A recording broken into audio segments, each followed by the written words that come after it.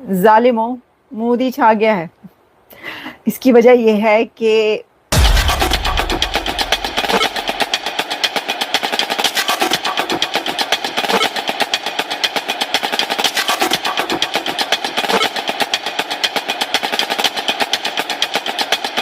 नरेंद्र मोदी ने कश्मीर में दुनिया का दी हाईएस्ट चिनाब ब्रिज को इनॉग्रेट कर दिया है।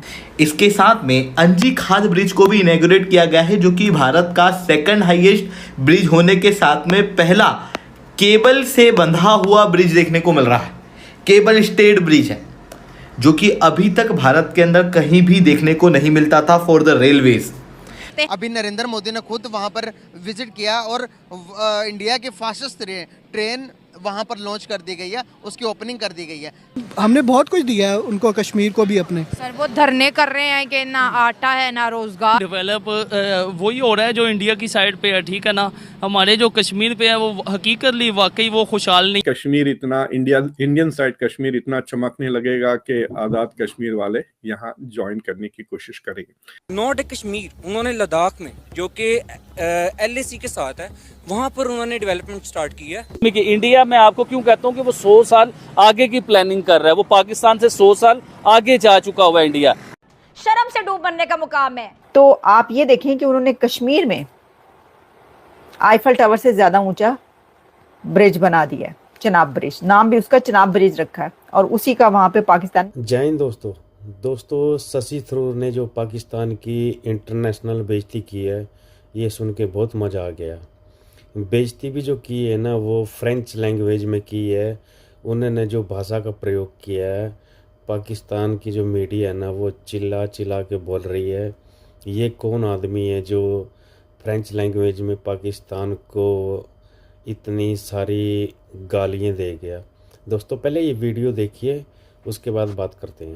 नरेंद्र मोदी ने कश्मीर में दुनिया का दी हाईएस्ट चिनाब ब्रिज को इनऑग्रेट कर दिया है।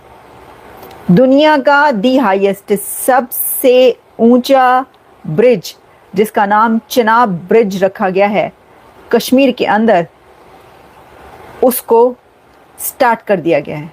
उसकी इनऑग्रेशन थी बाय नरेंद्र मोदी साहब, और उसमें जो है उन्होंने एक स्पीच की है।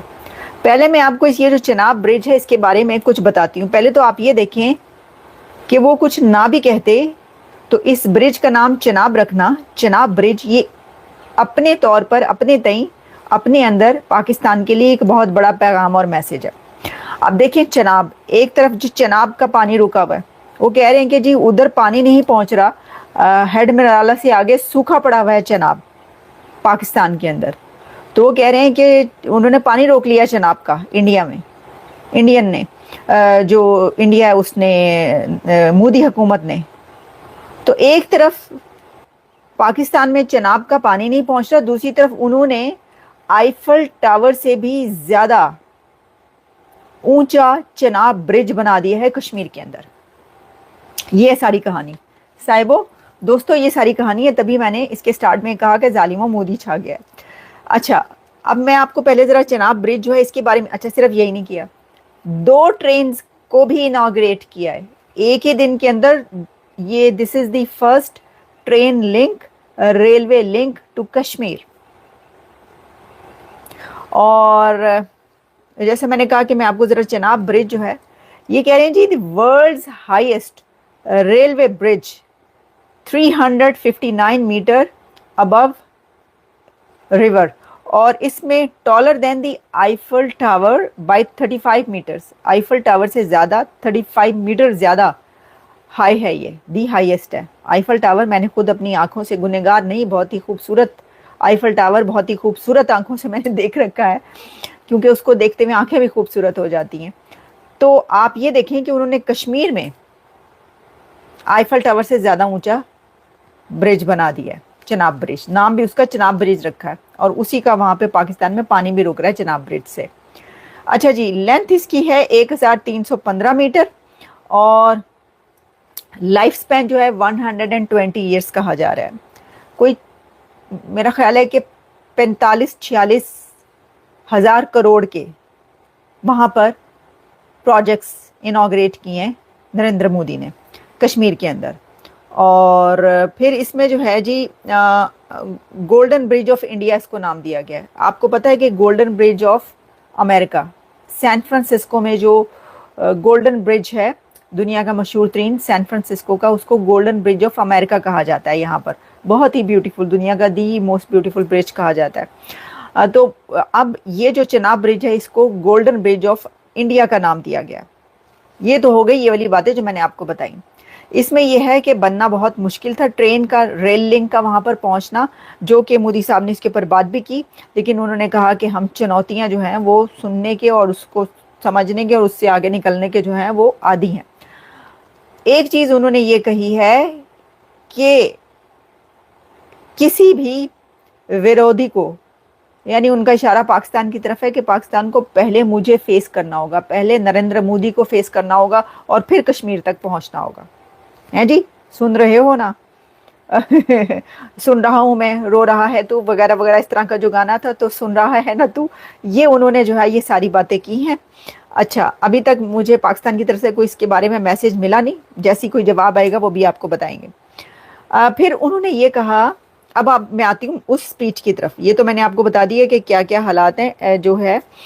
अच्छा, एक और चीज़ उन्होंने कही, नरेंद्र मोदी साहब ने अपनी कहा है, ट्वीट्स भी किए हैं इसके ऊपर, और कहा है today's programme is a huge celebration of India's unity and will power with the blessings of, अच्छा, माता।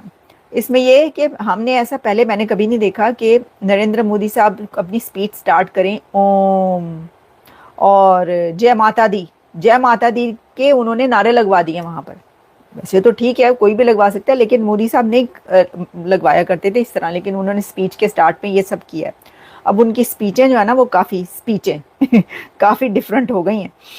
अच्छा जी, उन्होंने ये कहा है कि जो हमसाया पड़ोसी है वो विरोधी है टूरिज़्म का, वो विरोधी है एजुकेशन का, वो विरोधी है गरीब आवाम को खुशहाली देने का, और इस तरह की बहुत सारी बातें। अब देखें, ये तो वो विरोधी कौन है और वो किस हमसाई की तरफ इशारा कर रहे हैं, ये तो आपको बखूबी जानते तो हैं। आपने देखा होगा कैसे शशि थरूर ने पाकिस्तान को आड़े हाथों लिया और उनकी इंटरनेशनल बेइज्जती की है, वो भी फ्रेंच लैंग्वेज में।